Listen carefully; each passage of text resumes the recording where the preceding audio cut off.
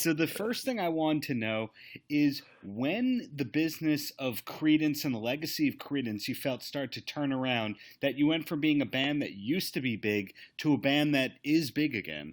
I think CDs was the start of the whole rebirth of what we now call classic rock, from music from the mid-'60s up to, let's say, the mid-'70s.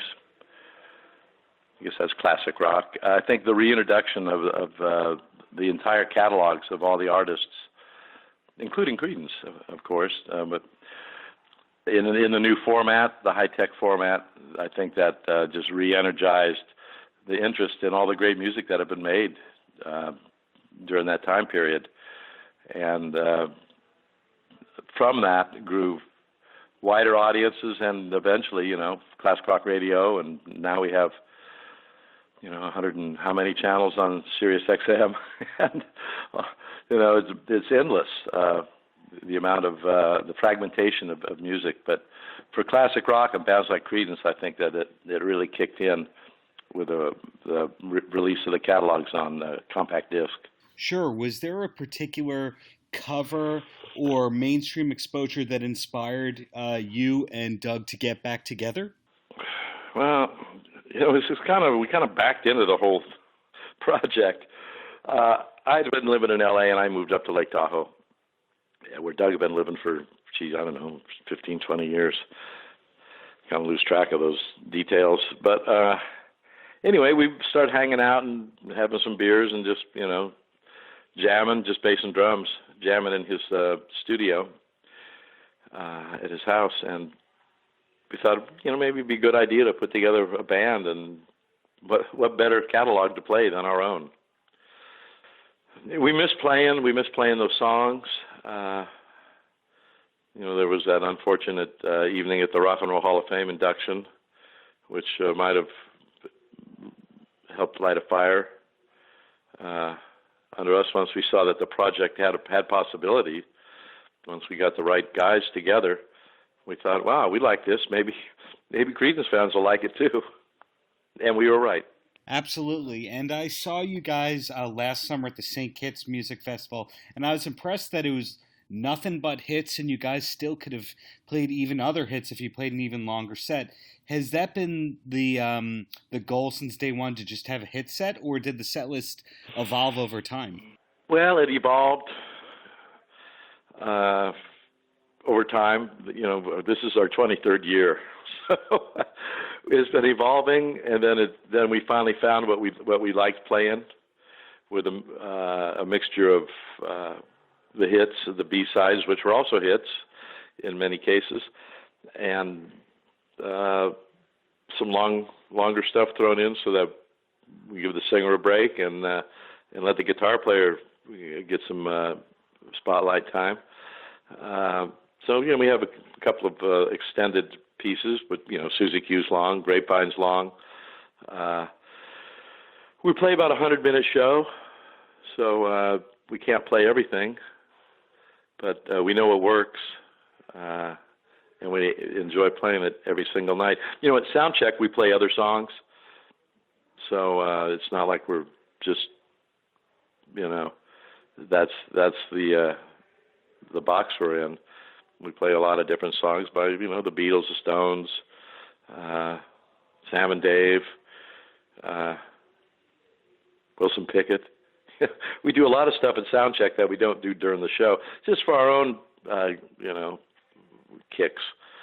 But the show is, the whole premise of the project is to honor and celebrate the original band, the quartet. So we're talking, people know Creedence through the music, and we keep it. We've tried other songs. We've tried one of my favorite tunes by James Brown. One of my favorite tunes by James Brown was Think. It was like James Brown and the Famous Flames. It was really early in his career. And I conned all the guys, I pressured him, if you will, into learning it. And we played it pretty good. It's a really cool groove, like the early Little Richard stuff, like Lucille, not a shuffle and not straight time, just has a real slippery groove. And we played it great, but the audience, it just went right over their heads. They didn't get that we were just doing something for us. I guess we could have turned our backs on them and played it, but that came and went. We've tried other songs, even lesser known songs from the Creedence catalog, and the hits just resonate. That's why people come to see us, and so we're happy to play them every night. So it sounds to me like, in being in one of the biggest bands of all time and being able to continue the last 23 years with Revisited, that you've kind of accomplished everything that you ever set out to, or are there other things that you're still hoping to do? Our first goal was to make $100 a night each. Okay, we got that one. After 9.5 years, we were making $100 a night each. But we weren't doing anything on the radio. We weren't selling any music. I guess we really didn't have a fan base, so we changed the name of the band and set about trying to get involved full time. We've been doing it as more like a hobby. And so when we put Creedence into gear, it really only took a year of struggling after the first 8 years of struggle. It only took one more when we really focused ourselves to break through with Susie Q, and then we started getting more traction with radio, and it's really radio that broke the band, found us our audience, and helped bring us all together. So I can't say enough about that. And then in terms of the radio, before you mentioned Sirius XM, is that how you listen to most of your music these days? No, no, I don't really. I listen to Sirius XM for information.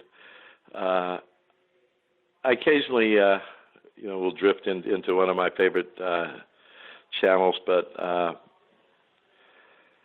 I get most of my music from my own collection. Have it in my phone everywhere I go. And another notable thing about you and Doug is not a lot is known about you guys beyond the music. Is there something that you wish more people knew in general? No, not really. Well, we both have fairly well-rounded lives. I'm active. I scuba dive. I used to fly an airplane. I golf. I bike. I'm outdoorsy to an extent, except for the heat of the day. And, I like photography. I like reading. I'm getting more politically active. So, I got 4 grandkids. I'm fairly normal in that respect. I guess I'm blessed that I'm still able to do these things at my age. We've been rocking 23 years with this band. There's no sign that we're ready to hang it up yet. So that's good.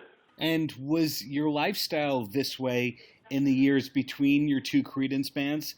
And I ask that because when you guys broke up in the 70s, that's, almost 20 years to when Revisited formed. And it's not exactly clear as to what your life was like in those years between.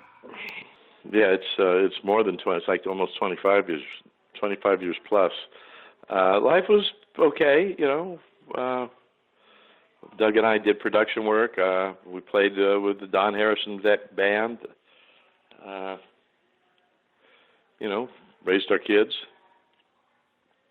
Did the usual things. We were comfortable. Creedence was successful enough where we, were able to live a fairly normal life. I put my kids through college. The next couple of months, what's coming up? Is it just pretty much gigs and that's that? Yeah, this is the season for us. When the sun's out, we're out. So starting this weekend, I head out to the Pacific Northwest, and then we go to the East Coast for a while, then up to Canada, and some of the Midwest up to Michigan. It's like a dartboard with a blindfold. We might be in your neighborhood, but we don't know yet. And it's usually around 50 gigs a year. Is that the goal? No, 40 to 50. It's in that range. We're trying. What happens is, you for every single show, you got 2 days of travel. So we try and put more shows together. So we still only have those 2 days of travel, but we get to play more concerts instead of just flying back and forth. Some years route better than others. It just depends on where the dart hits the map. What we can string together that makes any sense logistically. So sometimes it's 40, sometimes it's 43, sometimes it's 48. But we try and keep it in that range now, just so that we have more time to throughout the year to enjoy our golden years. Right on. So any last words for the kids? The kids. Yeah, we got 3 generations of fans now, so we hope to see you all there